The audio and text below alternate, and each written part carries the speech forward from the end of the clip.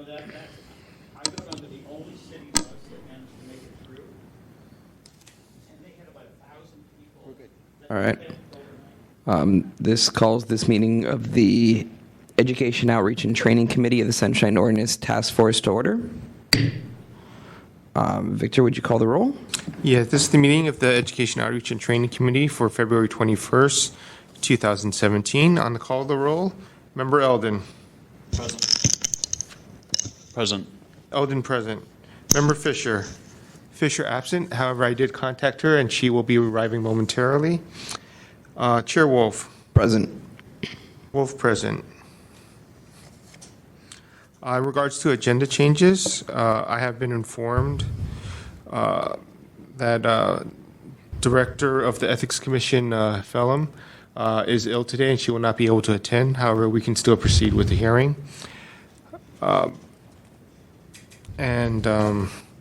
From my understanding, Mr. Petrellis, in regards to item number 6, will be arriving. He did confirm his attendance at today's meeting. Item number 2. Adoption of minutes for the December 20th, 2016 Education Outreach and Training Committee meeting. Member Eldon, did you see any changes to the minutes that? No. All right. Is there a motion to adopt the minutes? I'll make the motion to adopt the minutes. I'll second.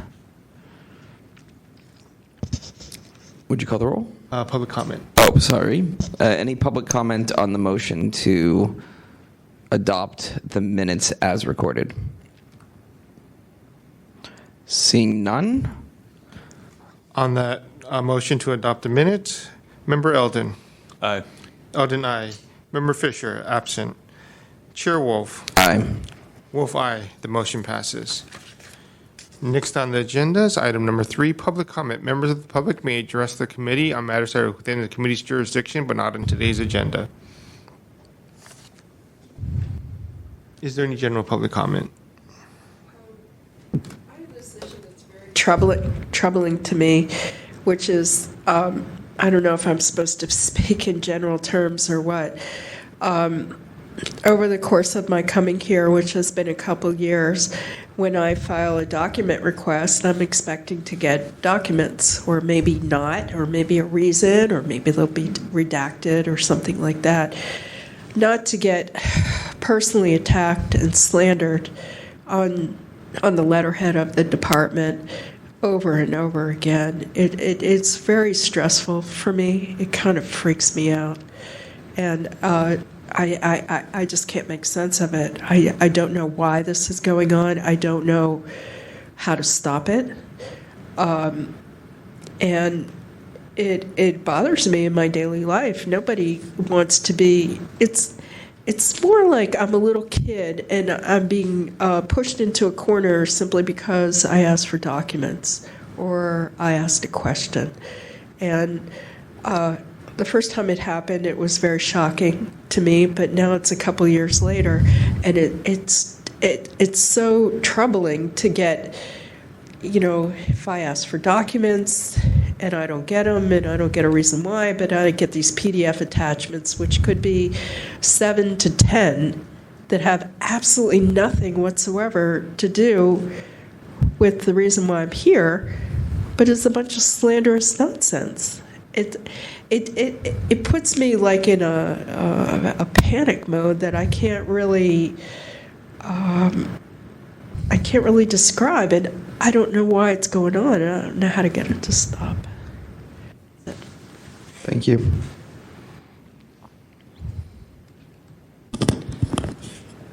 Members of VOT, Ray Hartz, Director, San Francisco Open Government. I watch politics in the news all the time, and I watch people, gnashing teeth and pulling hair about Donald Trump and the potential loss of our liberties, and yet I myself hold 30 orders of determination in regard to different various city bodies and elected officials and committees, where you can't go to a committee and make comments without somebody who first try to stop you, then they try to keep what you say out of the official record, and then if they can't do that, then they pick up other things like, we don't like the tone of your voice or the words you use and all this other stuff. And as contrary to what some people might think, I don't go through these evolutions because I've just got nothing better to do with my time. I do it because I watch a lot of these same things happening to other people, and I have the ability to know the Sunshine Ordinance, make a cogent argument relating to different things. I can't argue on behalf of someone else, but I can on my own, and that's what I do. There is a real disregard in this city for respecting public comment. I've said it dozens of times before over the years. I believe that committees and commissions and boards have not only an obligation to allow public comment, but they have a duty to encourage public attendance and participation at public meetings. And to the contrary, many of them will do things that actually drive people away. It's like the Library Commission. I've got 8 orders against them. And the last Library Commission, Mr. Warfield and I were the only 2 members of the public there. Everybody else in the auditorium was staff of the library. So basically, they've gotten to the point where most members of the public don't pay any attention to what they do, and that's really kind of what they prefer.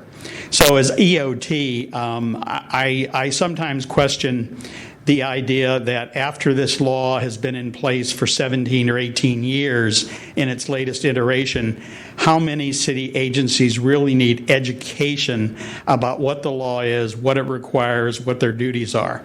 And yet they will constantly come in, and that is the most common refrain that you hear from them, which is basically, oh, well, we didn't know this, we didn't know that, we didn't understand this, it was assigned to this person, and they're new, and all this other stuff. Bottom line is, people have a responsibility, and the unanimous version of finding against Eric Marr was sent to the Ethics Commission. They heard the case in January before I left for a trip to Florida, and they voted 2-2 to find him in violation. And one of the members, basically Beverly Hayon, used to serve on the Library Commission, and she said a whole bunch of stuff that had nothing to do with the case.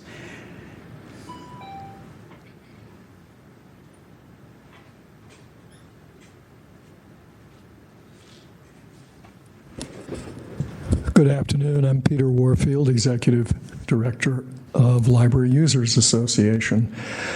I'd certainly like to agree with the previous 2 speakers. These practices are unfortunately very widespread among departments, either now or in the past.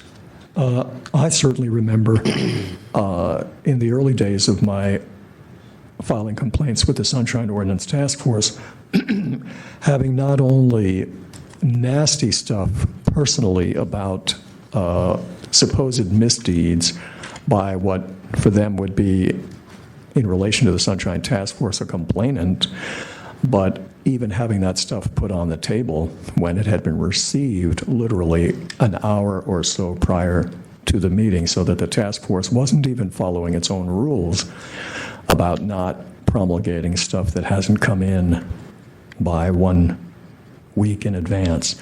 Maybe technically you might say it hadn't come in for the agenda, but I think that's certainly something that should be considered. It was something that sort of hit the complainant at the last minute. I'd like the Education, Outreach, and Training Committee to consider basic training, basic education for the task force itself and the members of the public and all of the agencies and departments that are subject to the Sunshine Ordinance and the state laws, the Brown Act and the Public Records Act. I think there's a sad lack of knowledge, basic knowledge, understanding, and in some cases an understandable one, especially when people are new and aren't fully aware of the various things and concepts of open government. The task force itself has sometimes been discussing matters pretty basic. What does the law require? What has been the interpretation of the law through orders of determination and prior actions by the task force? Another thing that I think is important is to understand what certain impacts are. For example, the devastating effects of poor attendance, which has been an ongoing problem. Every person who doesn't come to a task force meeting who's a member is essentially a no vote on any complaint. The last full meeting of the task force had 4 absences, and that made it very hard to get the supermajority necessary to get any action. Thank you.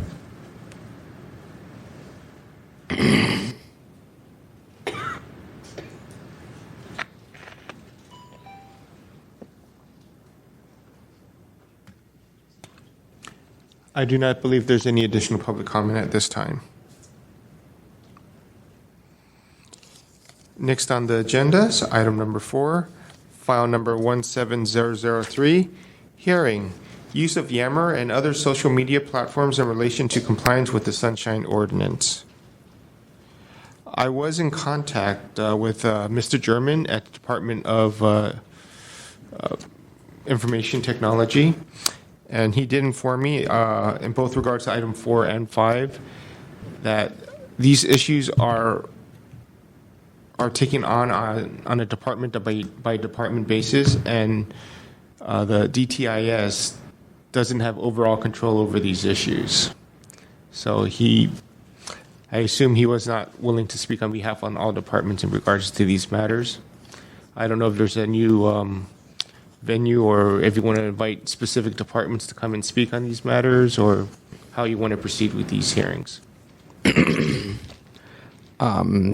Do either of my colleagues have any thoughts on how we can move forward on? I guess we'll start with the Yammer and other social media and then move on to the second item.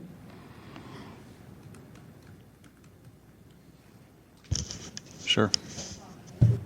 Okay. You have. That sounds fine. What's that? About Yammer? Yeah, so we can't, the DTIS, the Department of Technology and Information Services, doesn't have oversight. So it's basically a department by department issue. Mm-hmm. And so we need to figure out a different plan of action to deal with this. Or if you want to maybe provide an advice letter for the full task force to review, providing suggestions to all the departments, sort of like a memo to all a memo to city departments on what we believe they should do, or something to that effect, or. Yeah, I mean, I think we always have to defer in favor of record keeping, making sure people aren't deleting their messages after 2 weeks because they feel like that's cleaning somehow. I think what we should ask for is that no department delete any information in any type of collaboration service they're using, and that they make any information they discuss in there accessible to the public based on requests. I mean, there's other security things. I mean, I think that all sounds good. In some ways, I kind of feel like there's some work that should be done to identify what the status quo is regarding these things. So, for example, while I've never used Yammer I've never worked for an organization that uses Yammer. For whatever reason, there's a separate company called Smarsh that has created a reporting tool for the records generated in Yammer, because presumably there isn't another way inside Yammer to easily find and distribute these. So, I don't know whether if you file a request with planning, for all documents, whether Yammer gets looked at or not, or if planning department is using Yammer, and then Yammer is just one of who knows how many platforms or tools that could be part part of this new world. Like if anyone's using Snapchat, like that's a really weird thought that like a city department is communicating with Snapchat, but I'm not sure there's an easy way to back up those communications to be in accordance with the Sunshine Ordinance. Yeah, I mean, Yammer, I've used Yammer at past companies, and it has some search functionality, so if, like, someone were to ask for all of the conversations relating to, like, I don't know, a certain bus line or whatever, depending on the department, they should be able to get basic internal document or text search happening for that. And I also think it's like there are a lot of collaboration tools, and not everyone's going to be on the same thing, and I wouldn't want to even encourage the city to only choose one platform. I mean, there's Slack, which is a lot bigger than Yammer now. There's Salesforce has a product. There's Microsoft has a product. So I think we just need a policy that's like we, as much as we can, discourage people from using anonymous messaging platforms like Signal, because they're being paid by taxpayers, and the public has the right to know. And I think we should just say that any online collaboration platform that you use should be treated just like any other government record. And I don't think there's like a real.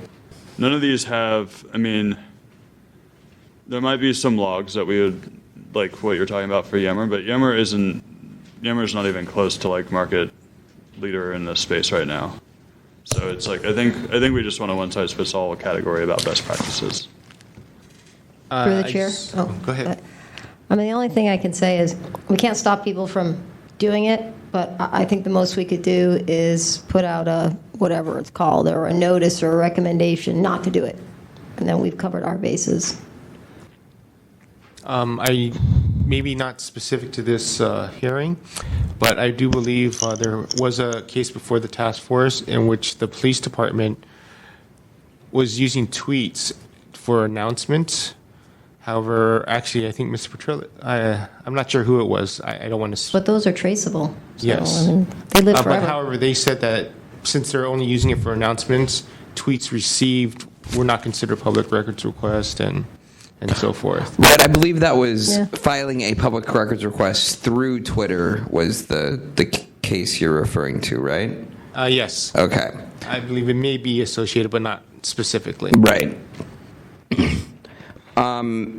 Yeah, I mean, I think we can write a general guideline memo and then put it through the full task force. That all sounds fine to me. At the same time, I do feel like if I'm really curious if departments that are using Slack, Yammer, whatever comparative tools we want to use, if I ask for a public records document, are they searching those channels that we might not normally think about? But I guess the way that the task force is really set up is that if we're not receiving citizen complaints that this doesn't exist, we should probably just move forward on sending out an advisory and then dealing with any complaints that may arise, unless one of my colleagues thinks differently.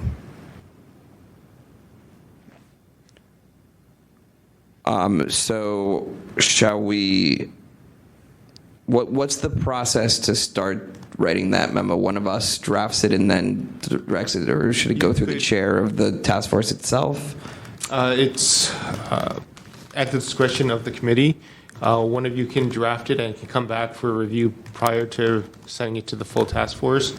You can authorize one of your members to draft it and send it directly to the task force without coming back to committee, which may be probably the way you want to go. Otherwise, there'll be a 2-month wait. Right. Member Eldon, do you feel like you have the time and bandwidth to put something together to introduce to the task force itself, or would you rather? Yeah, I mean, I can take a first shot. I wouldn't want to present it as like, it'd rather just be for discussion. Oh, it'll be for discussion anyhow. It's just that we'll just. I'm not going to know the legal language. No, well, that's all fine. We're just going to go straight to the task force and not back to this group and have it take 5 months to do. Yeah, sounds good. And it's, Great. And it's less is more, right? I mean, this is not a 3-page. This is like half a page. Yeah, exactly. So I assume that there's a motion on the table to authorize Member Eldon to draft a memo and to submit it to the full task force for review regarding issuing a letter to departments with recommendations regarding social medias. When do you want that? It's at your discretion. Once it is received, we will schedule it at the discretion of the chair, Bruce Wolf. Okay. I will try to get that done soon. Would someone like to make that motion? I'll make that motion you just said. I'll second that. Public comment. Any comment on this motion? Seeing none? On the motion, Member Eldon. Aye. Eldon, aye. Member Fisher. Aye. Fisher, aye. Chair Wolf. Aye. Wolf, aye. Next on the agenda, item number 5, file number 170004, hearing department's efforts to post additional records or maximum number of records online for public access without additional human intervention. I believe it's the same situation where this is something that is dealt with on a department-by-department basis, and DTIS would not be directly involved in this, besides giving support.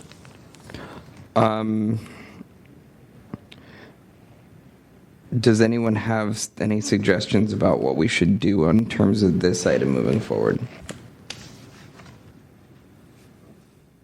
I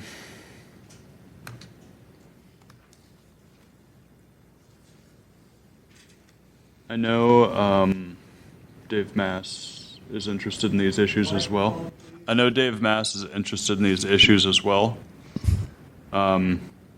So I'm happy to try to think about this more, but it might be worth including him somehow. I don't know if there's a separate way to do that. Yeah, I mean, I think that the Sunshine Task Force on the whole was interested in this this general principle and advancing it.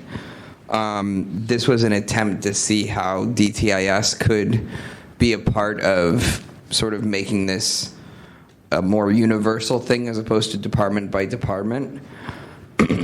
I'm not sure that there's a need for us to take an action on this item at this point in time, so much as continue to revisit it and possibly revisit it as the whole task force in order to bring in both Member Moss and anyone else's perceptions is the best way to move forward on sort of changing the way that Sunshine requests happen, and that you should be able to just log on and get most any document and not have to actually try to get it and then have them not get it and then file these complaints. So it's a long-term strategy that the proposed addendum, the proposed changes that's been going around the ballot for a future election partly addresses, but it's sort of a long-term strategy, I think. Is there a need for us to make a motion on this item? At the most, you can continue this matter to the call of the chair. Does anyone want to make a motion to continue this to the call of the chair? Yes. I'd like to make a motion to continue this to the call of the chair. Second. Is there any public comment on item number 5? Ray Hartstrecker, San Francisco Government. For years, I have been advocating the departments, one, maintain the index of records, or at least on their own website, have an index of all documents, and that they put anything that does not have information that must be withheld or can be withheld should be put on their website. One of the most common things you hear in the task force hearings is the departments complaining about the immense amounts of energy and time and whatever it takes, resources, to respond to public information requests. And I've always said, well, if you took documents that didn't need to be redacted and put them on the website, I would prefer just to go on the website and look at them, and then if I wanted a copy, print one out. And that would relieve you of having to do any work at all. And there has been so much resistance. In fact, the index of records, I've got an order of determination against the police department for not maintaining the index of records. Really what it is they want control of the documents, and they want to know who is seeing what. And so basically any guidance that would give them and say, look, if you put it out on your website and the people can go and find it themselves, you don't have to expend any resources or time or energy responding to public records requests, and probably 75% or more of the public records requests you complain about so loudly. And why they don't do that, it's, again, my opinion is that they just want to know who is looking into what, so that they have a heads up, and they don't like giving up control, which is their one way of exercising their power. To me, it just seems such a logical thing, and it would also save the city immense amounts of dollars for the simple fact of, if I have to put in a records request, there may be hundreds of pages that I have to ask for because I don't know specifically what it is they call what I'm looking for. And, since there's no index of records, I can't look it up and say, I want this particular document. So I have to make a broader request, which is another thing. So they have to then give me dozens, if not hundreds of pages, and they complain about that. Well, gee, if they had something online, I could just go look at it, and I could say, whoa, there's the 2 pages I want. I'll print them out off my home computer, and everybody's better off. So I think this is a very good idea to recommend to the departments. Some departments, I think, already do this because you can go to their website and find many public records there easily accessible to the public. There will be others who will fight you tooth and nail because they don't want to give up control.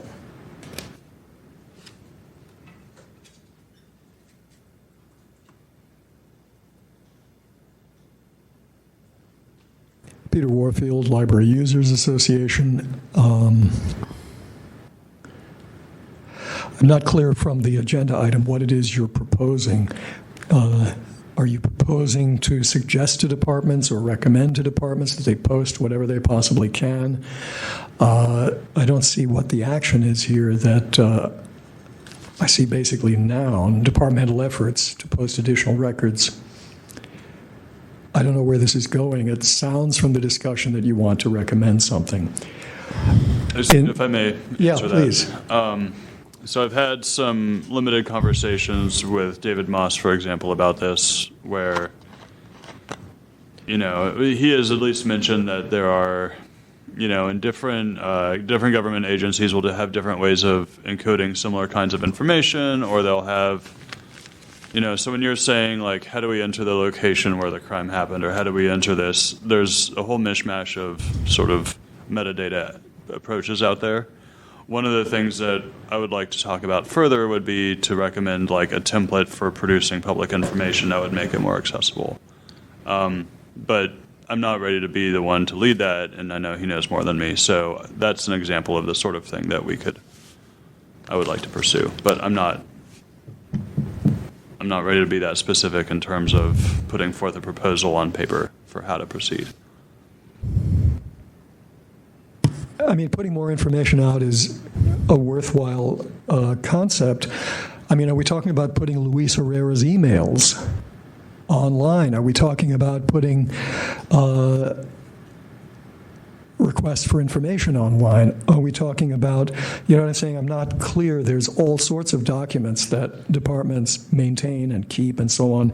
So it's not clear to me, their plans for installing a new technology, for example, their training plans. what all, and where do you want to begin and where do you want to? We are still in the early stages of deciding the answers to those questions, not producing answers for you right now. Okay, so let me suggest something that I think is very important that's an ally or a parallel of this. Certainly I'm in favor of maximum accessibility and prompt accessibility, and that is organization. As an example, I have tried to get Vision Zero information from the website of the MTA. And there are 3 major columns of information that they've got projects. Vision Zero doesn't have a live link. You go and try and click on that. The other 2, you can link to further information, but where Vision Zero is, there's no information. The information I had to get was from a completely different department, something like San Francisco statistics. I don't have it in front of me right now. And that gave me the information that Vision Zero is currently a huge failure, that in the 3rd year of operation, there were more deaths in San Francisco from traffic than in the prior year and the year before that when it first started. Also, when I'm trying to navigate the MTA, I can't even find prior agendas and prior minutes on their completely mind-boggling and, I think, inadequate website. Maybe they have it somewhere, but finding it is a huge problem. I think an index of records, as Ray Hartz just said, would be valuable. I don't know if they have one. I don't know where I would find it. And we saw during one of the hearings with complaints from Library Users Association, Dave Moss was able to find library forums that were given at an ALA conference that were not even available to him through a search on the ALA, American Library Association website, for their own programs. Thanks. Thank you.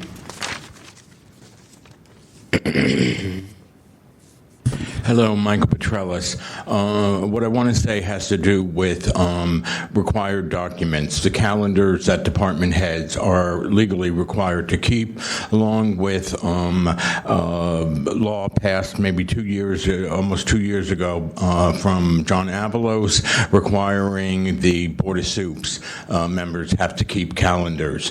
We know these documents have been a problem when I and others have requested them. It is clearly established that the department heads, the soups, the elected officials have to keep the calendars, but they're not required to put them online. I think that if you can figure out a way to say, you're required to keep these monthly calendars, you should find a way to put them on your websites. It will decrease the burden on the public to have to file the request, wait for a reply, et cetera, to get those public documents. So I think calendars are an excellent record that you can cite as something that is regularly produced, required to be produced, and can easily be uploaded to the department's websites or the websites that the supervisors maintain. Thank you. Thank you.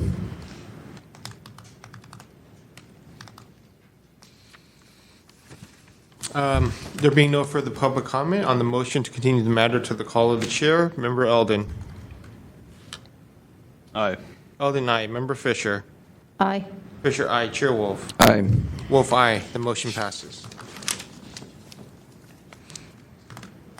Next on the agenda is item number 6, file number 16101, complaint filed by Michael Petrellis against Susie Loftus, Police Commission, for allegedly violating Administrative Code Section 67.15D by abridging or prohibiting public criticism of the policy, procedures, programs, or services of the city or of any other aspect of its proposals or activities. I have been informed by Lieutenant Kilshaw that due to staffing issues that she is unable to attend today. And just, I believe that's it at this point. Great. Are there any issues that you would like, questions or issues that you would like Mr. Petrellis to address? Or For myself personally, I feel like you've laid out a fairly clear complaint in what you filed. it does create some questions that I'm looking forward to asking the police commission, who aren't here, obviously. So I'm going to turn to my colleagues and ask if they have any questions about the complaint. I have a question that's more about protocol or logistics.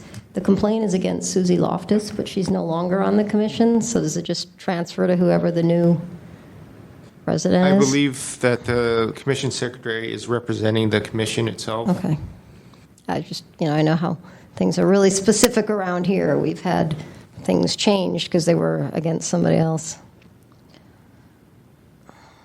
And just as, if you would like, I would summarize the police commission's argument in that they believe that they are allowed to create rules regarding public comment in terms of decorum and so forth.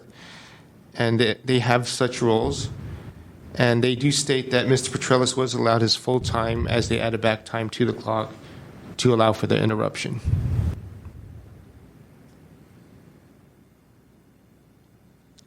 If you have no other questions, maybe you would like to allow Mr. Petrellis to make his presentation. Sure. Does anyone else have any questions before we give No, Petrellis an opportunity to share his He perspective? has to say. Hi, Michael Petrellis again. First of all, I'd like some sort of demerit lodged against the police commission for not getting their act together to send someone here. We've known for a long time this meeting was going to happen today, and I find it unacceptable that they are not here. That said, the issue is the content of my speech was prohibited. The content of everyone's speech is prohibited at the police commission meetings because of this rule that they've implemented that says we cannot address the chief of police or the members of the commission by name. I reread the First Amendment, and there's nothing in it that says the First Amendment can be abridged by the San Francisco Police Commission if they don't want folks to criticize the officials by name. The heart of my complaint is not that my that my public comment time was diminished. They did give me the full amount of time, but they interrupted me. They put a chill effect on what I could say, and I have had other complaints before this body regarding public comment at the Ethics Commission and not being interrupted by the members. So, for me, the issue here is the First Amendment rights that I believe were bridged at this meeting, and it was wrong of the head of the commission to tell me how I could phrase my language. Thank you.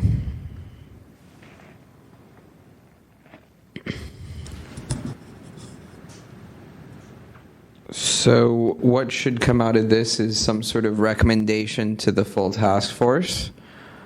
Does anyone have a motion for what we should recommend at this point? I don't have anything, but the public seems to want to speak about it. Maybe we could hear what they have to say. Do we then need to hear from the public I after feel like we I don't have enough make a motion, information. though? You probably should make the motion first so that there's... Right.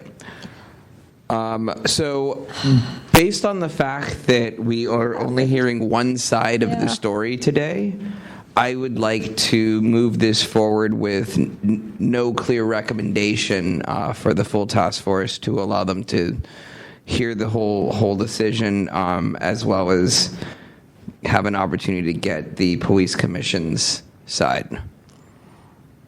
Is there a second?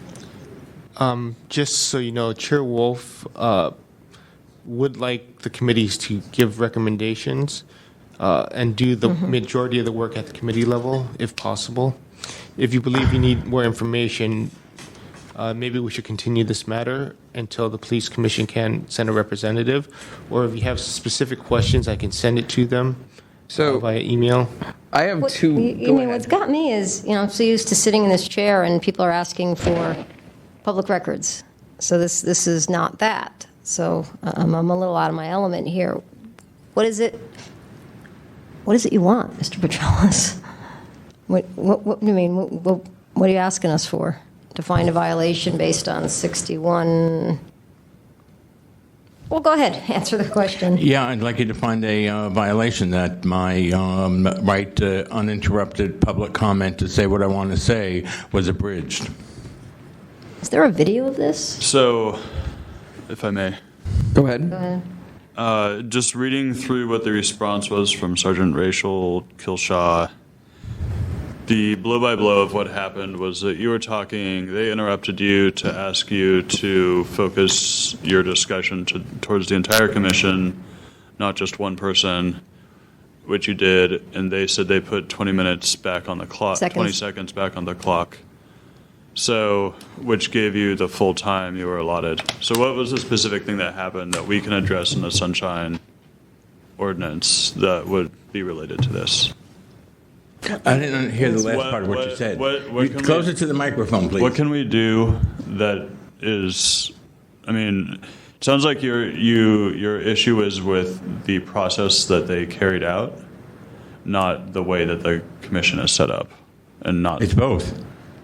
It's both, and it's really intimidating when you're being told by the commissioners on the dais with a good dozen or so police folks in uniform, and you've got a few sheriff's deputies standing by, to have this all this law enforcement personnel on duty. It didn't dawn on me till afterward that my First Amendment rights were prohibited. I should be able to say the police chief X stinks, and I want him to change policy Y. I should not have to phrase it in such a way that omits his name. And I believe how they have set up, how they conduct public comment is violating the letter and the spirit of public comment rules that exist. What is the specific area that says, in the Brown Act or anywhere, that says that they wouldn't have the right to stop you from referring to somebody by their name, right? Why, what's your specific argument? Right now it's a general reference that you're making, but if that's the case, there should be a rule that says they're not allowed to stop you, right? Yeah, I'd like for the task force to say that. Okay, sorry, I'm asking Mr. Petralis right now. May I read the code section that is sure. referenced? I believe this is 67.15D. A policy body shall not abridge or prohibit public criticism of the policy, procedures, program, or services of the city or of any other aspect of its proposal or activities, or of the acts or omissions of the body on the basis that the performance of one or more public employees is implicated, or on any basis other than reasonable time constraints adopted in regulations pursuant to subdivision C. However, there's another portion of this code section which states that the body is allowed to create rules and regulations regarding public comment. And I believe that Mr. Petralis is objecting to the rule that they created and the fact that he was interrupted. So I think that Mr. Petralis has a compelling argument. I think that it's a difficult position, and this is true for not only this complaint, but the rest of them prospectively that we're going to be talking about, that to make a recommendation while only hearing one side of the story is a difficult place to put oneself in. And I think that hearing these cases out and then moving them forward without a recommendation is one thing, but to put this committee in a position where we are trying to come up with recommendations and only hearing half the side of the story, whether they're clear violations or more subtle, is not a particularly solid ground to be in. Right, but then, if I may, we're stuck in the position of anyone who wants to slow roll the process just doesn't have to show up. So there's no consequence for not showing up, right? That's actually in your favor. But we've actually made this committee meeting optional, so they're not required to attend, because our bylaws are only about the larger Sunshine Task Force meetings. So the idea of the complaint committee was already built on the idea that this was optional for them to attend, so we can't really, that's within their right to not attend this meeting. So, Well, Can I address this point? go ahead, Mr. Petrolis. Then why am I here? If you're not going to require them to be here, you're putting more burden on me to come to this meeting. You're probably going to make a recommendation to the full task force, and I got to come back for the full task force and sit through their long meetings. This is really putting the burden on me, and it's not right. I don't disagree with you, Mr. Petrolis, and that was one of the reasons that I did not vote for the complaint committee when we started looking at this a long while ago. But this is the position that I and you find ourselves in right now. Do either of my colleagues have any thoughts on this? I'm just trying to remember, maybe Victor can help. What's the violation where they don't send a representative? That does not apply. That does not apply at this time because both parties were informed that they were not required to attend today. Yeah, kind so, I mean, the ties our hands. overall complaint that the police commission has rules that may violate the task force. I mean, that actually, it's presented in writing what the issue is. It seems pretty straightforward to me. Because we have all this documentation, I'd feel comfortable making a recommendation to find a violation there for 67.15D. 67.15D. Would you like to make that motion officially? 6715D. Looking it up right now. Is there a second to that motion? Sure. So it's not I'm unsure, but I'm going to second it because let's see where it goes. So the reason is that he was criticizing the individual. I'm not referring to the concern about the interruption, which it seems like they handled, and I'm not making a recommendation on that. But the fact that there is a policy that I think, my understanding is that there's a policy that the police commission has that seems to be out of sync with the ordinance. That needs to be seen by the full body, and it seems straightforward enough that I would like to put it out there. Just to clarify, the motion is to find a violation of 67.15D regarding in that this committee believes that the rule preventing or the rule by the police commission requiring that public comment be addressed to the entire body and not to specific individuals is not a correct application of the Sunshine Ordinance, is my understanding. Thank you. That's so pedantic, but I will rewrite it in a better way than that. That's just my quick summary. Well, let's that give their Mr. rule Petrolis is- the benefit of the doubt on this and see where it goes. I believe the motion is to find that rule is inappropriate and illegal, or against the Sunshine Where Ordinance. I'm going with this is it would be nice to have DCA Cola weigh in on this. So let's, like I said, let's give him the benefit of the doubt and see what happens. We do have a second. If you'd like to pay I second public it. comment at this. Is there any public comment on the motion? Hearing none? So there are two things. Firstly, the police commission has televised hearings, so you could easily bring it up and see firsthand exactly what happened. So you would be looking at that particular segment to see exactly what took place at that time. And then the second thing, the rule that the police commission has, is it posted somewhere? Is it in the minutes? Is it in the agenda? Is it common knowledge? Are people told about it beforehand? That kind of thing. I know Michael Petrolis has a way of kind of pushing the limits of things with signs, with, things, maybe he didn't do this on purpose, we don't know. But those police commission hearings are a large crowd, the room is usually full. If somebody walks in there and they see a lot of law enforcement, well, they walked into it, so anything that they feel is on them. But, I would recommend that the task force look at the video and look at the agenda and minutes to see if there's any notation about that specific thing, not to make derogatory comments toward an individual person.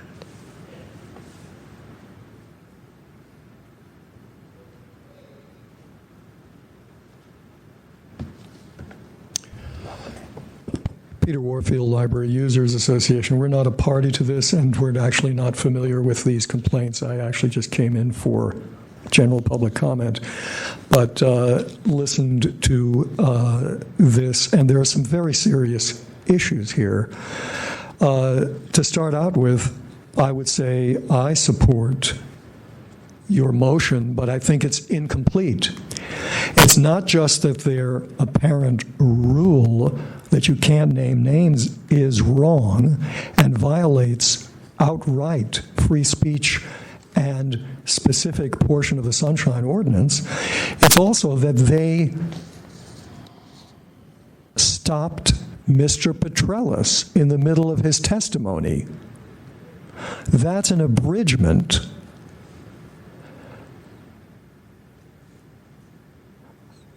under D. A policy body shall not abridge or prohibit public criticism of the policy, procedures, programs, or services of the city or any other aspects of its proposals or activities on the basis that the performance of one or more public employees is implicated, or on any basis other than reasonable time constraints adopted in regulations pursuant to subdivision C of this section. Subdivision C says policy body can adopt reasonable regulations to ensure that the intent of subdivisions A and B are carried out, including but not limited to regulations limiting the total amount of time allocated for public testimony on particular issues and for each individual speaker. Each policy body shall adopt a rule providing that each person wishing to speak on an item before the body at a regular or special meeting shall be permitted to be heard once for up to 3 minutes. Time limits shall be applied uniformly.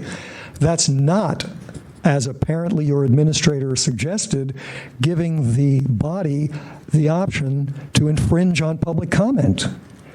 So they both seem to have a rule, as your motion speaks to, but they've also violated Mr. Petrellis's rights, and that is a separate and very important violation, which I understand is what he came for here in the first place. People can have rules that they ignore. You can say the rule is unlawful, and that's great. They might not enforce them.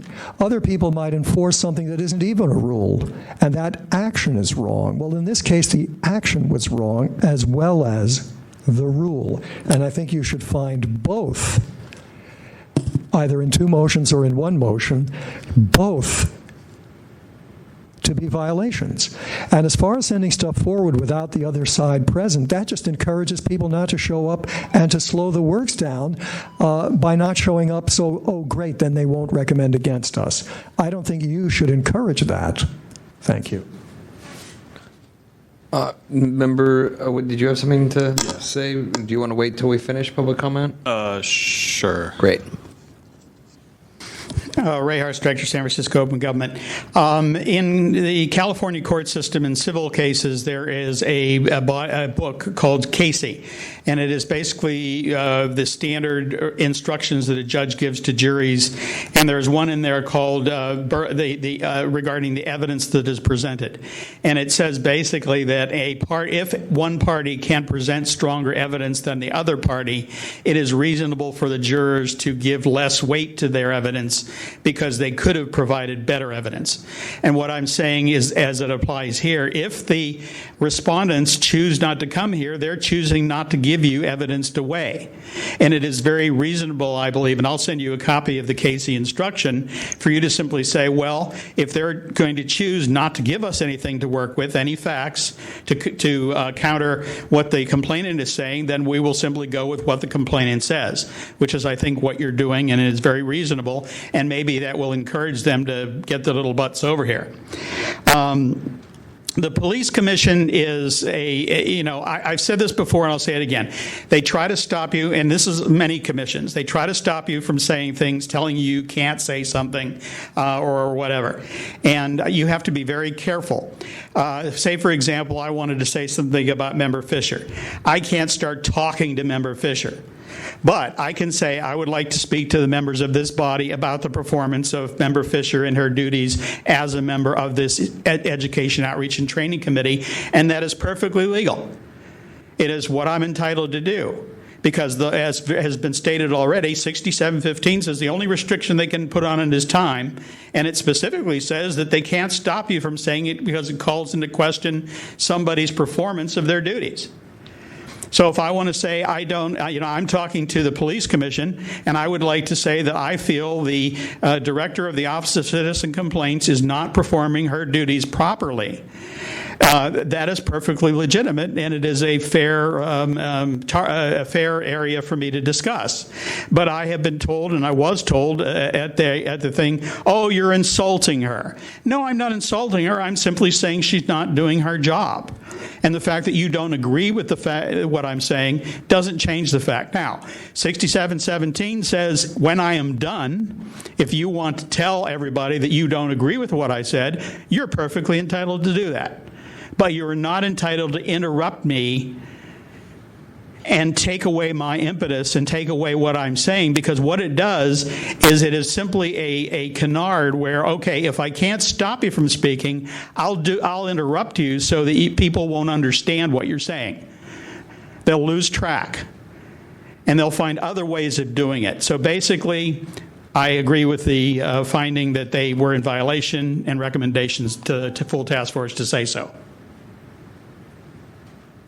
All right. Member Elwood? The problem for me, just to explain to some of the comments that were made about providing, sorry, it all sounds the same over here, about finding a second violation for the action of interrupting. If the action of interrupting is not itself disallowed, it was only because the rule that they were trying to enforce was wrong. So it feels like we're sort of punishing them twice for the same thing if we say both the actual violation and their commission approach and the action. Does this make sense? So it's like the action was only a problem because of the violation that we're already recommending that the task force find. I'm just trying to keep it as straightforward as possible, and I don't want to. At least I am not comfortable making a recommendation that tries to judge the action separately from the rest of this, which is what it feels like we would need to do in order to make a second violation. So that's where I'm coming from. And with that, go ahead and call the vote. On the motion, Member Eldon. aye. Eldon, aye. Member Fisher. Aye. Fisher, aye. Chair Wolf. No. Wolf, no. The motion passes. Just to let the parties know, Lieutenant Keelshaw did inform me that due to staffing issues, they are unable to provide a representative at the task force meeting for March 1st, and they requested that this be at the next meeting, which will be April the 5th. So, to summarize, this will be scheduled before the task force on April the 5th, and you'll receive notice. And this will be one of the first items on the agenda as the police commission meets on that same day. So they do need to have this hearing earlier in the meeting so that they can attend the police commission meeting. That starts at 5:30. So I just wanted to let you know. So can you put this one first? That was me, Victor. You can put this one first. I will work with Chair Wolf regarding that. Mr. Petrus would like to say a word. What's that? Mr. Petrus wants to to say rebut. something, but He's allowed to rebuttal, right? I don't think he's allowed a rebuttal because it's not a hearing, but if you'd like to say something, go ahead, Mr. Petrellis. I would like to say that I believe there are plenty of personnel with the police commission that they can send someone to the March meeting. As you all well know, I'm not going away. So while I would prefer this matter to come up as a full task force meeting in March, if it's going to come up in April, please make sure the police commission understands that you want a representative there. And Mr. Petrowas, is there a compelling overriding reason that it should be scheduled in March and not April, or is this just not wanting to drag things out? I want to be able to go back to the police commission and address my comments to both commissioners by name and the top brass of the police department by name. So there are going to be a number of meetings between now and April where I'd like to be there to exercise my full First Amendment rights, but this complaint will be hanging over my head until April. Great, I appreciate that. And if you, Victor, if you can convey that to Member Wolf or Chair Wolf when it comes to scheduling it to do whatever is possible there. You mean the other wolf? The other wolf, indeed. Okay. Yes. Like, it may not be possible, but I just want what Mr. I will describe the situation to Thank Chair Bruce Wolf and let him make the decision. Great. Police commission every week? Or They meet every week bi-monthly? on Wednesday at 5:30. Wow, every week. All right, the next item, please. Next on the agenda, item number 7. File number 16116, complaint filed by Ray Hartz against Commissioner Quentin Kopp and the Ethics Commission for allegedly violating Administrative Code Section 67.15D and 67.17 by abridging or prohibiting public criticism of the policy, procedures, programs, or services of the city. This is regarding the Ethics Commission December 20th, 2016 meeting. It was the intention of Director Pelham to attend today's meeting. However, she did call today to let me know that she was ill and unable to come into work and attend today's meeting. Great. Thank I you. had surgery and I'm here. Like, come on. What is she going to sniffles? Surgery. Do you have any comments Fast before? for 24 hours. Yeah, I have a quick question for Mr. Hartz. In reading your complaint, it sounds like you're citing one particular incident, but you're also sort of describing this as a pattern of incidents. Is that accurate? There were actually 2 separate incidents in the same meeting, and one additional. And the second one was two different violations. Great. And then I just want to, in terms of as we move forward to when we schedule this before the full task force, to just speak to how helpful it was being able to read the transcript in the previous item, and whether our staff or yourself can identify the transcripts or the sound bites or anything to have a more detailed understanding of exactly what happened would certainly be helpful for myself, and I imagine my colleagues as well. Yes. Do either of my colleagues have any questions for Mr. Hartz before we allow him to share his perspective? Go ahead. Okay, to make this relatively simple, if you turn to page 42 in your packet, you're going to see the second page of the response from the Ethics Commission. And if you read it, I don't know whether it was sloppy work or what, but they got this kind of all wrong. They do list there, if you look on the 4th line, it says Mr. Hartz begins his comment at timestamp Point of order. What page is this, Victor? Sorry. Page 42 of the packet. We have different pages, so, sorry about that. Make sure he gets his, yeah, thanks. Sorry, go on. Okay, it says 137, so there is a 3-minute period there that you can watch and you can actually see what happened. And they misstate the facts there because about 2.5 minutes in, you can hear the chime for the 30-second warning, and then a few seconds later, I made a comment and I used the word bullshit. And immediately, Commissioner Kopp stands up and says, I don't have to excuse your French or listen to it, and he interrupts my public comment. He finishes his little, what I called a hissy fit, and at that point I asked Chair Keene, and then you hear the bong for the 3-minute time, and I said to Chair Keene, Rennie, excuse me, may I have some additional time because I was interrupted? And he said, no, you may not, your 3 minutes are up. So he did abridge my speech, and I was denied the opportunity. And I think it's evident if you go to the next section and look at the next item on the agenda, item 9, basically when public comment comes up, and I don't have the reference for that, but I'll get it to you. The first thing, I wasn't even going to make public comment, and Chair Rennie says to me, Mr. Hartz, would you like to get up and make a comment on the previous item where you didn't get to finish what you were saying? And I said, no, that's not appropriate. I'm not supposed to talk about on a certain agenda item about another agenda item. So I think he realized that he had abridged my comment and then proceeded to offer me that sort of fig leaf. Then when we got to agenda item number 11, which is they take public comment at the beginning and the end. So I got up specifically and I said, Supervisor Malia Cohen at a Board of Supervisors meeting used that exact term and nobody blinked an eye. And I said, you basically cannot tell people that they cannot use certain words. That is censorship. There are circumstances where you can use a word. And then I referred to another meeting, which is the hearing on one of the members of this task force. Supervisor Malia Cohen referred to Mr. Petrellis and said, you can make public records requests without being an asshole.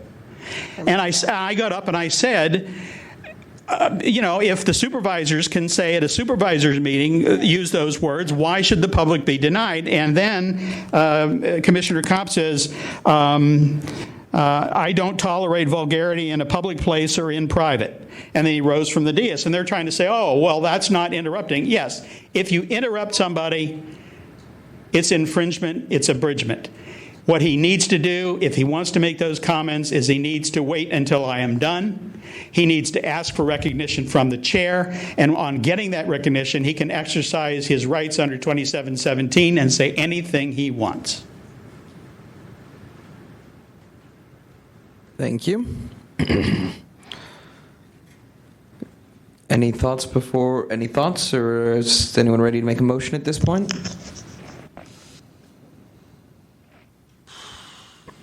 So the complaint is about cutting off time, not getting the full. It's about being interrupted, which removed the time. Right. The clock did finish. You just lost time in the middle of it, right? Yeah. So the complaint is not about Senator Kopp getting up and walking away.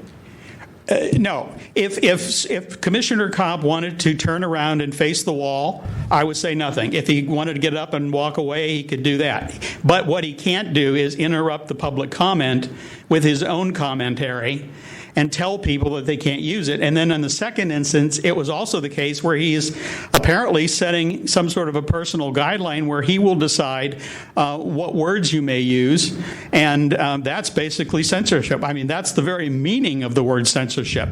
I will tell you, you are not, under any circumstances, allowed to use words I consider profane.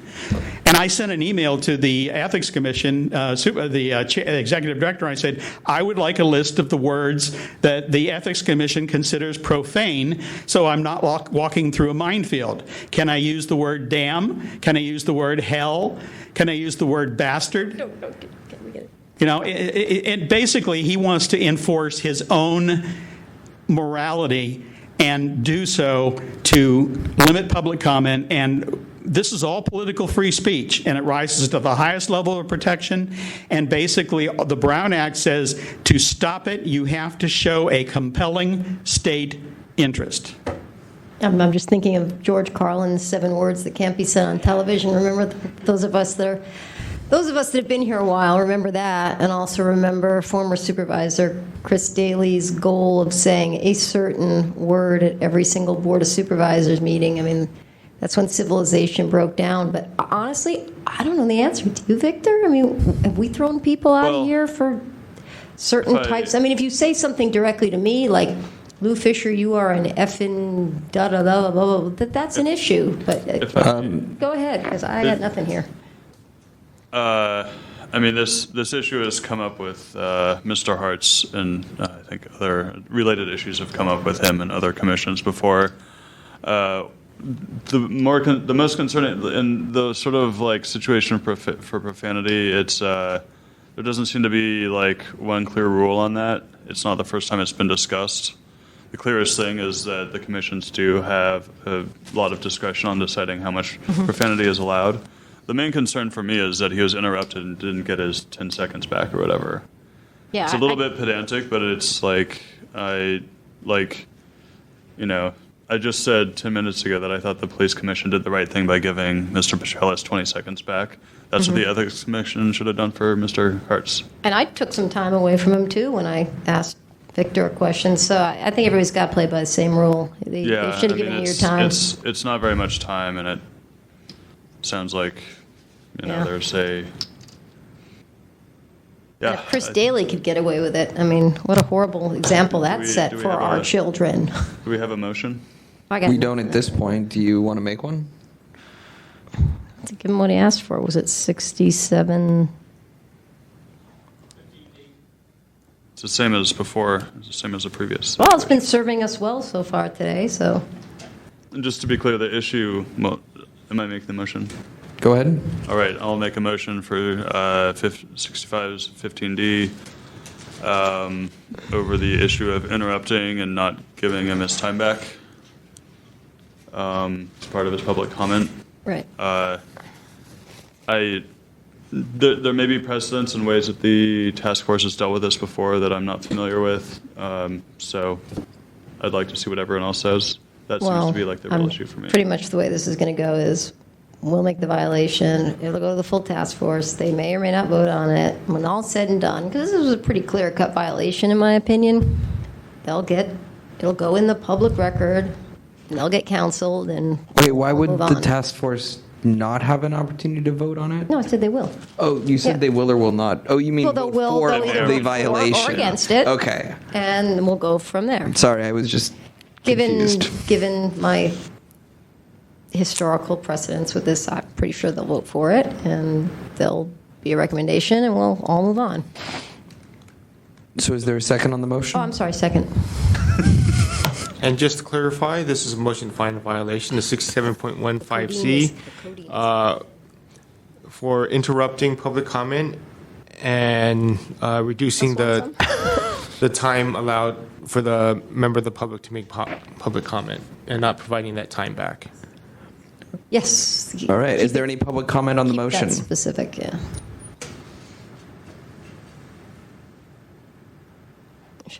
Should I share with everybody? Penicillin, anyone? Yes, Peter Warfield. I'd like to see where the Sunshine Ordinance provides for commissioners in this instance making comments about what somebody has said.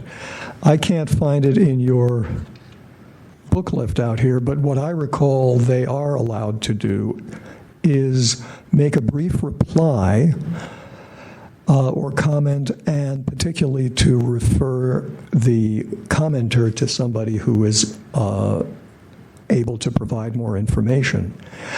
I don't see that the commissioners commenting on the language or the mode or the style of the person is appropriate. I'd like to see where specifically it's stated what commissions can do. But I think any strongly negative interruption, even if the clock is stopped, is an abridgment. It's a kind of denigration, it's an insult, it's potentially a humiliation, and certainly a discouragement for that person or for anybody else. And it's a one-shot negative comment without the time for the rest of the commission to say, well, maybe he's using language somebody doesn't like. With respect to the language, I think Mr. Hartz is entirely right. He can use any language he wants. They may not like it, but what is the sense of what somebody is saying?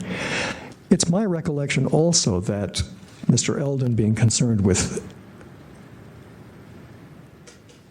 previous precedent, my recollection is that it went all the way to the Supreme Court, a high school student wearing on his chest on his T-shirt the F word, F something or somebody or some policy. And the Supreme Court ruled that this was not obscene and could not be prohibited because it was part of free speech, and that that word was being used not in an obscene way as was being charged, but as a negative way, like to hell with or down with or whatever you like. And all of these phrases could be said a different way. Somebody, instead of using the barnyard epithet, might have said rubbish or nonsense or ridiculous. But that was basically the direction of their comment, not to be obscene. And if it's not obscene, in the Supreme Court's view, it was protected speech. And to pick on somebody for using something, as Mr. Hartz pointed out, that others have used with no retribution and no censure is just a way of abridging their and everybody else's speech who's aware of it. Thank you. Thank you. Anyone else? Are you speaking? Hello, Michael Petrellis again. First of all, I have to say Eric Eldon was incredibly diplomatic at that hearing with Malia Cohen. I grabbed a hold of that video, put it out on the web, and it turned into a story in the Examiner, okay? To me, it gets to free speech. You know, I've been called a lot of things. I will be called a lot of things before I kick the bucket. It's part of activism and being an engaged citizen. Just as I do not want to inhibit the supervisors in their choice of words, I also think that the public should not be inhibited or prohibited from what words they're allowed to use. I'm totally backing Ray in his complaint here because I've had my own issues with public comment and signage at the Ethics Commission. I find that the three of the commissioners, Renee, Keene, and Kopp, think that they are running a courtroom. They think that they are running a law office. They don't understand that they are operating a public body, an ethics commission, and of all the commissions that should be respecting the First Amendment to the letter and spirit of the law, it should be the Ethics Commission. I think Ray should, and every member of the public should be allowed to say what they want during public comment, and that they should not be interrupted, and the Ethics Commission needs a clear direction from the full Sunshine Ordinance Task Force about the way that they are operating, and that it is not it's not kosher. It's not right what they are doing. Thank you. Anyone else? Once again, those meetings are televised, so there's no dispute. You could see what happened actually during that event. But also there's a city attorney there, so why didn't he chime in and say something when this little outburst happened? Okay. All right, thank you. On that motion, Sorry, could you repeat the motion? The motion It is was to the one find we a already had, violation. right? 6-1, never mind, I got it. the motion is to find a violation of 67.15D for interrupting public comment and not giving public comment time back to the commenter. Member Eldon. Wait, hold on. I thought it was just not giving time back. I believe the interruption caused the need to give the time back. So this is, I basically feel the same way as I did on the last one, where it's like the interruption itself, the action of interrupting a public comment may at times be okay, but it's not really the root of the matter. If Yes. somebody thinks they're doing it the right way and they're following the proper protocol and they make an interruption, the root of the matter is not that they made an interruption, it's that they had the wrong rules. So I want to personally, would like to focus on the fact that time was not given back, and I don't want to move forward with making a motion involving the interruption. Can we just strike the interruption part? Yes. So it's fine to strike the interruption part, but I do think that they are a somewhat different situation in that there actually is bylaws that may be unlawful bylaws that the whomever in the police commission was following, and in this case there aren't any bylaws that say you can't use bullshit in your public testimony. So I don't think that necessarily changes much, but it does somewhat shape the situation. I really am like, I don't think there's any like way to resolve what the appropriate amount of swearing or no swearing is in a public meeting. I think there are a lot of different viewpoints on that in a lot of different cases, and so to me it's not really material what the point of the interruption was. If it, like in this case, because it wasn't about any bylaws issues, and it was about the discretion of the commission and members of the commission trying to run a meeting properly, which they do have some discretion over, deciding what the appropriate time is. We just talked about this. The only issue to me is that, as it stands, they didn't get the time back.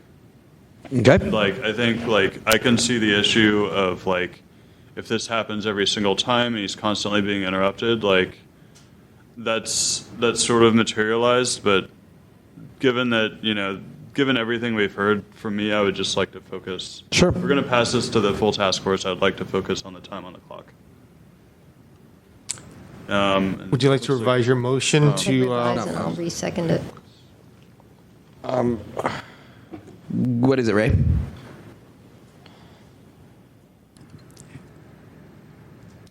I went blank here for a second. Okay, the issue is they cannot abridge public comment. End of story. What they do it for, how they do it, and the question always comes in, do they have to follow the same rules they expect the public? In the example, if Chair Wolf feels I'm inappropriate in making comments, he certainly has the power to interrupt and say, I have a question about your comment or whatever. But is it a free-for-all where anybody on the body, and if there are 9 members, anybody can just shout out and interrupt the public comment and then say, no, I don't like what you're saying, because that's what happened here. Commissioner Kopp was not in charge, and he went completely out of bounds. Okay, and the word abridged means to shorten, though. So it's like that's what I'm saying. The issue to me is that they shortened your public comment as a result. It's like the issue of interrupting you is murkier to me, and the reasons for interrupting you are murkier. The clear thing to me is the fact that you didn't get the full time allotted because you're interrupted. All right. That's what I want to focus on. I think we're ready to. Okay. Just to clarify, it is for abridgment of public comment time. Yep. That's cool. Okay.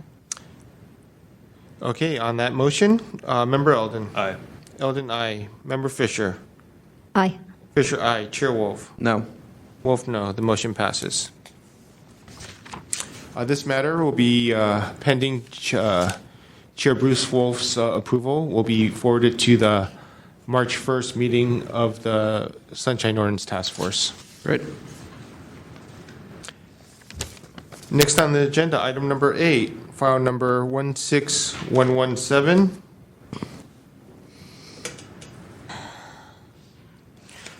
Complaint filed by Ray Hartz against City Librarian Luis Herrera and the Public Library for allegedly violating Administrative Code, Section 67.26-6, by failing to disclose the amount and source of all outside funds or services worth more than $100 in aggregate accepted by the Public Library for the purpose of carrying out or assisting any city function on their website. All right, Mr. Hartz. Before you go ahead and explain the situation, are there any outstanding questions that either of my colleagues have? Hearing none, go ahead and tell us what's what. Okay, Ray Hartz, Director, San Francisco Open Government. If you read on page 60 of your packet, you will see my complaint, which clearly says City Librarian Luis Herrera, a city department head, has allowed to be collected funds for the purpose of carrying out or assisting any city function without putting in place an agreement in writing to abide by this ordinance. And if you look at section 6729-6, sources of outside funding, right in the middle, it says, when such funds are provided or managed by an entity and not an individual, that entity must agree in writing to abide by this ordinance. It is very clear. And the Friends raise literally millions of dollars every year. They expend that money and there is no accountability. And when you try to get the information, you can't get it from the Friends and you can't get it from the library. And this has been going on for 15 or 20 years. So basically, they have been and continue to be in violation of that section of the ordinance because they do not have in place an agreement between the library and the Friends where the Friends agree to abide by this ordinance, which the ordinance, that section clearly says they have to. Now, they've provided you a bunch of documents that are in the packet where they said, well, we showed this and we showed that. Most of those, to be honest with you, are only as a result of me fighting for the last several years to get them to release something. And they had nothing in place, so I had to sit with the chief financial officer of the library and said, how does this money get transmitted from the Friends to reimburse employees of the library? And she said, well, there is really no mechanism in place. And now there is a mechanism in place.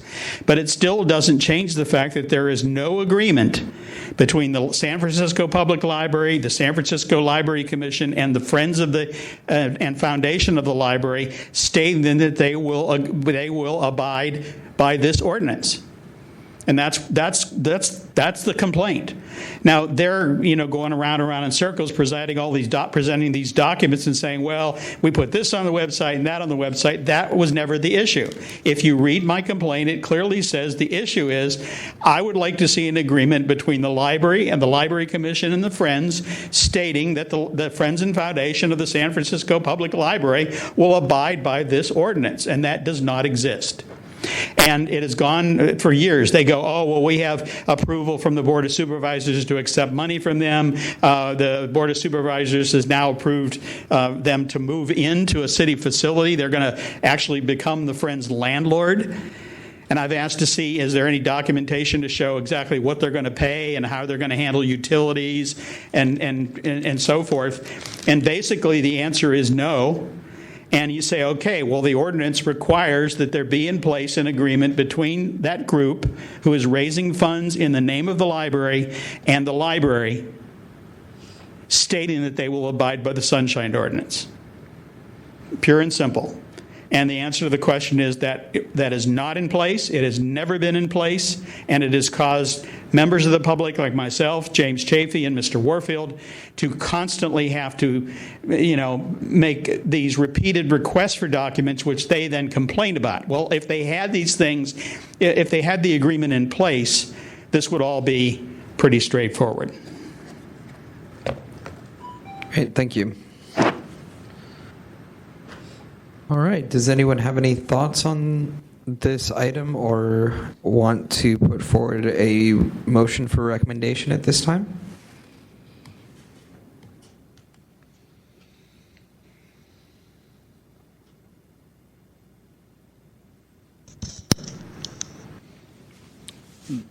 The trouble I'm having with this is that this is how does this fit into everything else you've been doing? I mean, you've been pursuing this, the specific thing we're trying to figure out here,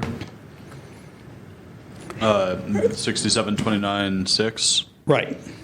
You've been pursuing for a long time. I have been pursuing it, and I had one records request in this area that dragged out for 2 years. Was the library was found in violation and repeatedly refused. They just gave me documents over a 2-year period. I petitioned the city's director of custodian of records in the city attorney's office twice, and that petition was denied for bizarre reasons like, well, they're in the process of giving you the information. What I'm saying here is it's clearly one issue.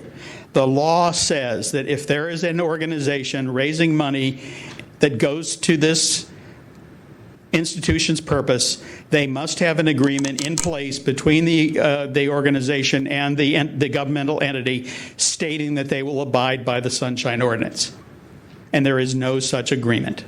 That's the simple case. It really has nothing to do with how long and all this other stuff. All I was saying in that respect was if it had been in place, we wouldn't have had all these cases.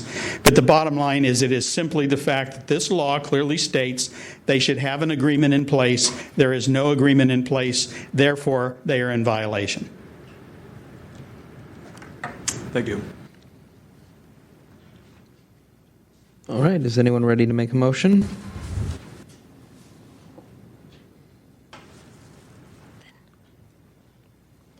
I mean, one of the confusing things for me in looking at this is that the library says it is still reviewing this requirement and will comply if it is not already in compliance. They would say the same thing for 15 years. How much credibility does that give it?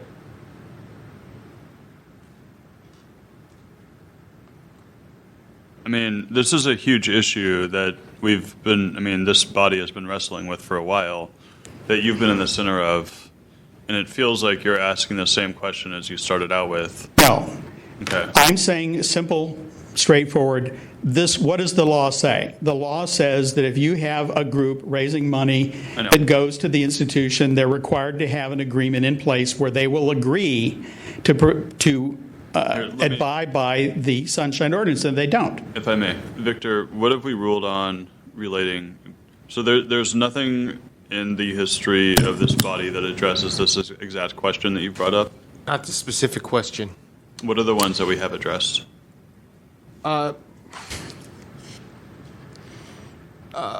It's not a simple issue. Well, but I mean, this is like the... I can answer. Like the white whale. I can answer if you like. There are 8 orders of determination. 4 of them have to do with me making public comment about the Friends, where they tried to stop me from making the comments. 4 of them had to do with me trying to get public records about the Friends, which they said, we don't have any records, and you can't force the Friends to reply. I mean, you've, if I may editorialize a little bit, you've been crusading on this issue for a long time. This is the first time you've brought up the issue of 6729-6.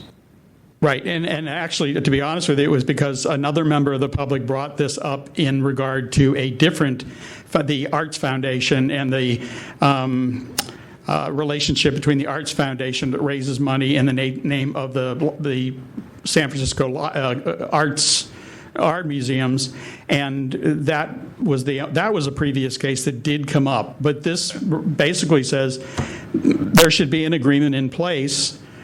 So this is your latest avenue to try to get answers on the financial relationship between the Friends and the library? No, it's not an effort to get the records. It's an effort to make them abide by the law. There should be an agreement in place between the library and the Library Commission with the Friends, who is raising money that is used for the benefit of the library, stating that that group will agree to abide by the Sunshine Ordinance, and there is no such agreement in place. But so, Mr. Arts, I'm sorry that I've lost focus here, but have you explicitly filed a request to the library asking for that agreement? Yes.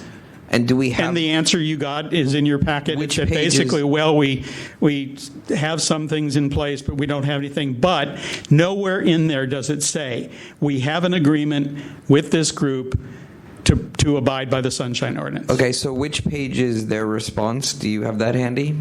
It's or someone else? 4 of the PDF. Page 65. 65. Thanks. 60. Starts on 62, yeah. What I'm saying is this is an agreement that this section of the ordinance, they've been violating ever since the ordinance was passed, and they've had this financial arrangement with this group, and they have never made an effort to put this in place, and now their answer is to you, well, we're working on it. And bottom line is they're never going to do it. Not unless they're found in violation, and it said, you're required to go by this section. You're not going by the section.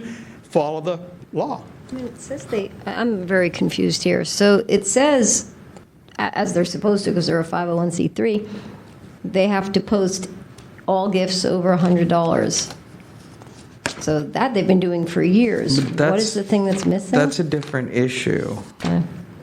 I mean, it depends on how Ray's actually structured this complaint, but there's definitely various things that have come up that I would love to ask a representative from the library right now who is not here. So I turn to my colleagues and ask if anyone is moving forward on. Just from listening to this case, I believe the only issue at stake at this point for this specific complaint is whether or not there's an agreement with the Friends of the Public Library and the library to abide by the Sunshine Ordinance. Right, and there's this very vaguely written letter by Sue Blackman that doesn't explicitly say one way or another. I believe since this question is so specific, maybe it would be okay for this to refer this one up to the full task force with that question on whether or not they have an agreement or not, and ask them if they think they need to have that agreement. Since it's such a focused question. Or if the existing agreements cover what the question is asking. Yes. Since it's such a focused complaint now, I believe it might be, I leave that up to you, but this one might need to be referred up with a request for both the public library and maybe city attorney to respond to that question. Yep. I'm happy with that path forward. Does someone want to make a motion to that extent?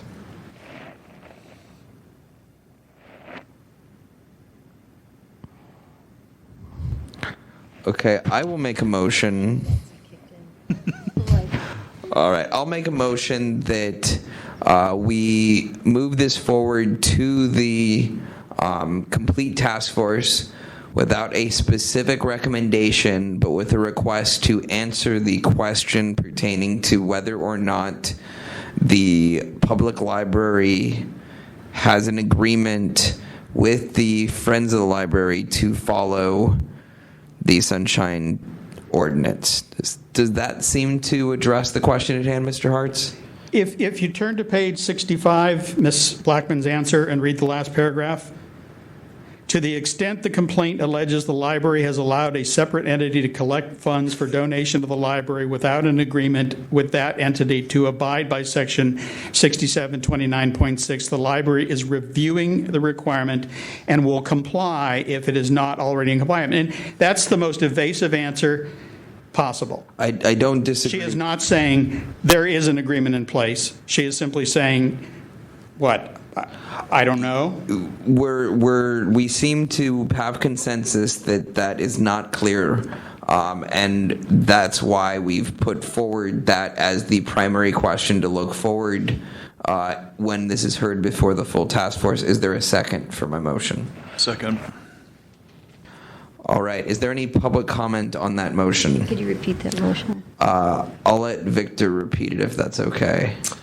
This is a motion to refer the matter to the Sunshine Ordinance Task Force with no recommendation. And in that referral, we will be posing the question that was stated regarding the requirement to comply with maintaining an agreement for collecting funds to comply with the Sunshine Ordinance, and to direct that question and request an answer from both the public library and, if possible, the city attorney. Well, I mean, the question is to the public library with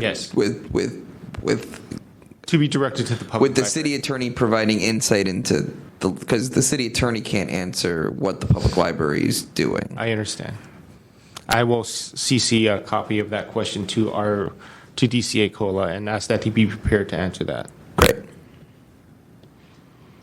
Yeah, I mean, I don't have anything else. The only thing is, we're supposed to make a recommendation to that's our whole raison d'etre here, and we're not doing it. But I don't have a recommendation. If you would like to, we can ask that question and continue it for you to receive their answer, but it's your choice. We have a motion with a second on it. I'd like to hear public comment and then vote on that motion. If the motion doesn't have the votes to carry because it doesn't have a specific recommendation, then we can address your concerns. Really long. What is the short The motion is move. violation and move it to the No. We have not made a recommendation for or against a violation. call no position. Sure. We have a recommendation of no position with a focus on whether or not the public library has an agreement with the Friends of the Library to follow the Sunshine Ordinance, and we're also seeking counsel from the city attorney to give greater context around that. Public comment. Hi. But one moment, and I just wanted to include, I did forget to make this statement on the previous two complaints. In addition to that, we are going to recommend that the task force has jurisdiction over the matter. Oh, yes. Yes. And we'll go back to the other two at a later. Sure. Because this issue with the public library has gone on for a long time, many issues, I was kind of curious about it from the other point of view, because I really have no contact with any city departments like the Arts Commission. So I made an appointment with Sue Blackman about 2 months ago, and I went up to see her in a small office. She was very cordial, but the questions that I asked her were not specific like this, but why has this gone on so long? Why don't you show up at the complaint committee? Why are the letters that you write so vague? She was just very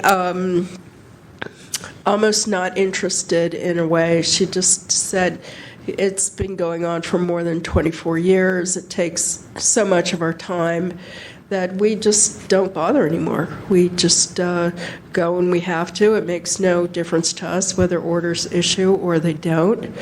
And we just, it's built into our job to have to deal with this kind of thing.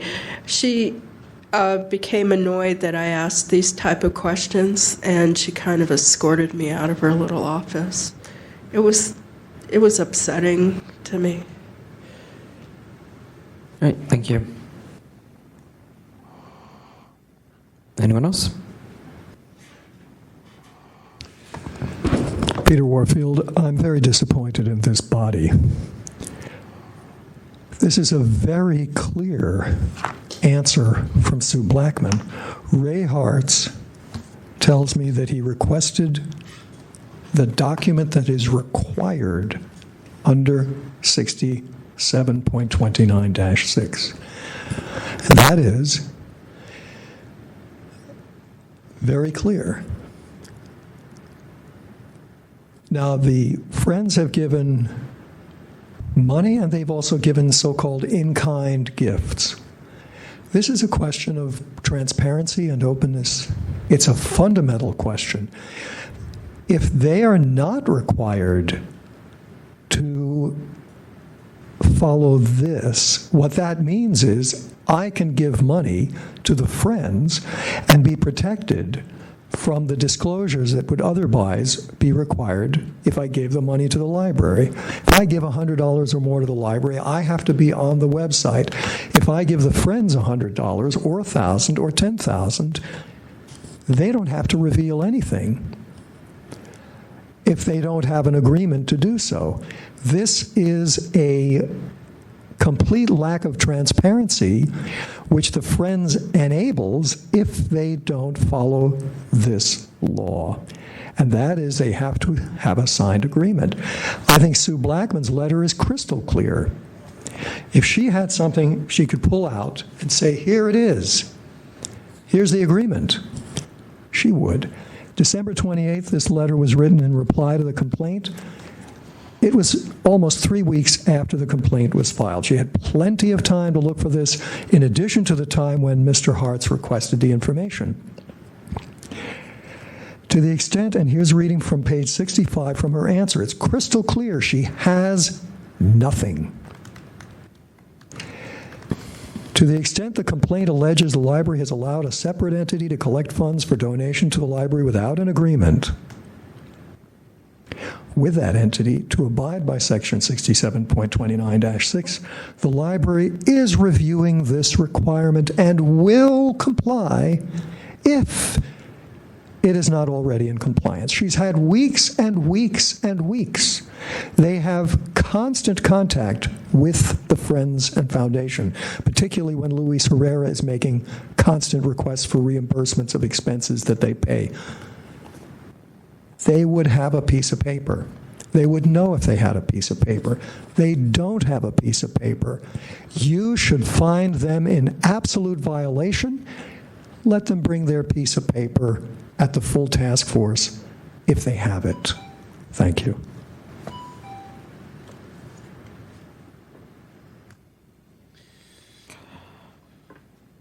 All right. Anyone have any thoughts before we call the vote?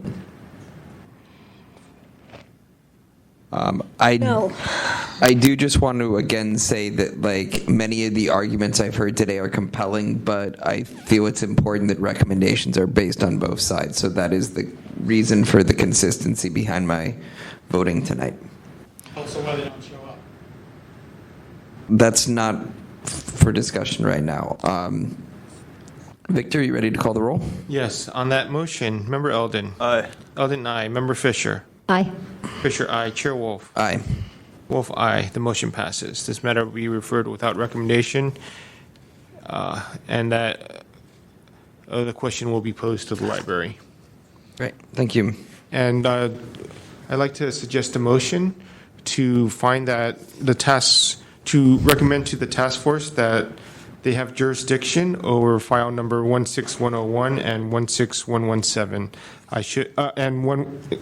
That's 16101 and 16116. I should have done that while we were discussing the matters, but I failed to do so, and I would like to recommend to the committee that we refer it with the recommendation that the task force has jurisdiction. So on item 16101, it seems like it really should be rewritten to not have Susie Loftus's name in there, because we kind of don't have jurisdiction over her anymore. If you'd like to make that motion, we can make it against the police commission and revise that title if you would like. Does anyone have any concerns about that? Yeah, that's what I was wondering about. I mean, because I know we've had other ones where it was a complaint against this, but it was the mayor's office. No, it was... Yes. So may I suggest a motion to revise the title of file number 16101 to remove the name of Susie Loftus and make the complaint against the police commission, and to make the recommendation that the task force has jurisdiction over the matter. And in regards to item number 7, to find that the task force has jurisdiction over file number 16116. I'll make that motion. Anyone second? Second. Oh, sorry. Go ahead. Got it. Public comment. I agree. As a matter of rules of order, you have to do the jurisdiction issue, and I'm glad Mr. Young brought that up. However, the change in the order or the decision that you've already made and voted on to change the name now is, I think, very, very bizarre and totally inappropriate, given that the complainant who was here is not here to respond on whether he agrees with that change.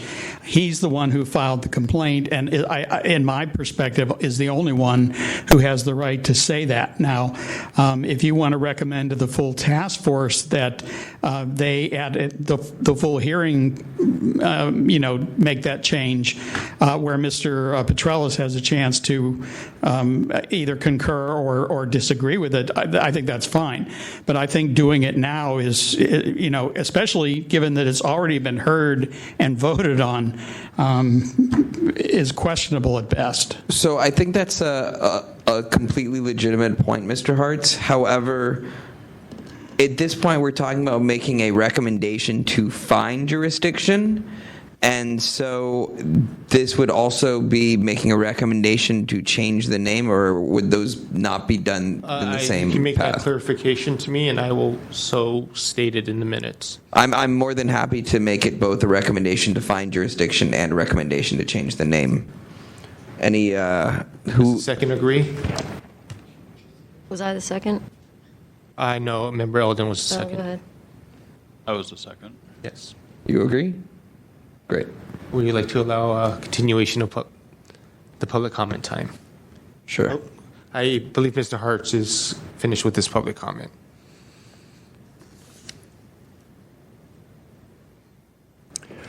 Peter Warfield. As I understand it, the complaint is made by Michael Petrellis for a particular action on a particular date by a particular person.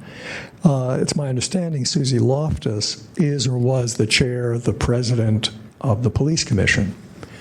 I think it's perfectly reasonable for you to find that there was a violation by Susie Loftus, the president, chair of the police commission. The violation finding isn't going to change what happened at the meeting, but the violation is very valuable and important to find so that it doesn't happen again. The police commission and no other commission for that matter should violate public comment.